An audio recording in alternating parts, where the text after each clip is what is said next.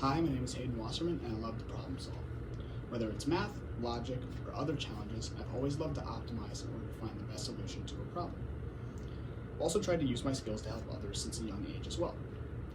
Even in elementary school, or as soon as then, I've always tried to be the peacemaker between my friends because they fight about little things that don't really matter, and I always wanted everyone to get along. So, I've always kind of been the peacemaker for them. So, in 6th grade, when my mom stopped getting out of bed consistently, I knew, or thought I knew, I could fix it myself. After all, I knew my mom better than anyone did, so obviously I would be able to fix the problem, right? So, first, originally when I saw her not getting out of bed as much, I simply told her to take a walk. This was something she did quite frequently that helped her out, even when she was having a bad day. Now, the days weren't usually as bad as this, but I thought that this would at least help. However, she refused to do so. I didn't give up though, because a few days later, I told her to talk to one of her friends. Now, her friends are very supportive, they know her very well. She understands them and they understand her. However, she told me she simply couldn't, which I didn't think was true, because all she had to do was literally get up and go do the thing. It should be as easy as that. And then third, after about a week or so, I told her to shower and get dressed, because I thought that that would help her out. I didn't mean it in a mean way at all, although it may have come off that way. I simply wanted my mom back, and I wanted her to understand how much I cared about her and that she could get better if she did things. However, she told me she didn't feel like it. Now I became very frustrated. I didn't understand why my mom wasn't trying and what she was gaining out of not doing the things that I asked her to do that would help her out so very much. I was just trying to help, and I felt like she was stonewalling me. Now, some time passed, days turned into weeks, weeks turned into months, and after over nearly a year, there was still no progress made. My mom rarely left her room, and when she did, it was only for food or to watch TV. Now, around this time, I had mental health issues of my own, and I went from straight A's to C's and D's in just middle school, where the classes were not very difficult for me.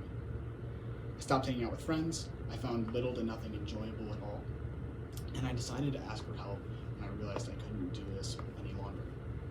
First, I reached out to one of my teachers. He was one of the nicest guys I've ever met, and I decided that he would be a great person to go to ask for help. He told me when I told him about my issues to be happy. At the time, I took this to heart very much because he told me that it wasn't that hard and I just needed to try. Now, I've realized now that this was not something that was possible for me at the time, as a chemical imbalance in my brain would have not allowed me to do the thing that he told me to do. When I took it to heart, and I beat myself up when I couldn't do it. Then a friend told me to stop slacking off and try harder when I told him that it was hard for me to go to school, do my schoolwork. And now he was only in 6th grade at the time, but it hurt me very much because I didn't understand why he couldn't get that I was struggling at time. Then my dad told me that I would work at Target for my whole life if I didn't get my act together and didn't get my grades up. Once again, he didn't mean anything by this. He was just very concerned for me and he didn't understand what I was going through. And even my mom yelled at me for my grades, even though she was going through the same stuff that I was. Now, I don't say all these things to gather pity for myself, because I've worked through them, and those people are still all very much a big part of my life today. However, at the time, I could not help but feel like a failure because of the things I said and me not able to do them. Now, while their advice was very simple, it was really hard for me to do.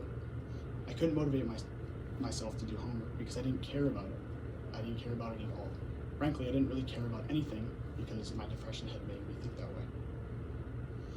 Now, the only possible reason that they could think of that I wasn't doing the things I was supposed to be doing or couldn't follow their advice was because I was either lazy or didn't care or both.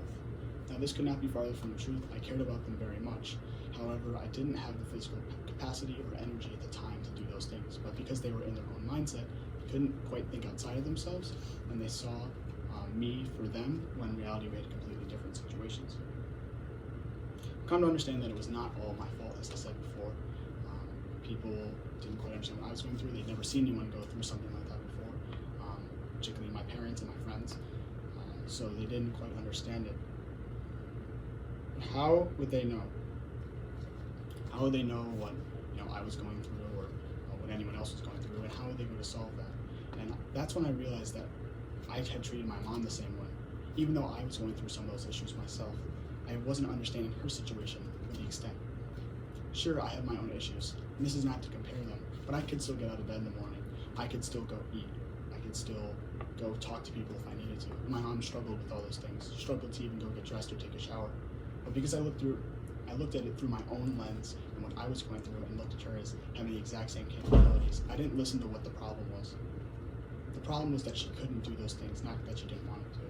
The problem wasn't that she didn't care, it was that she physically couldn't get up. And every time I told her those things, she felt like a failure as well.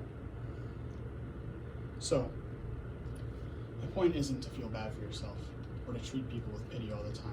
My point is to listen to what they have to say and address the problem that they think that they have, not the one that you think that they have. Thank you very much.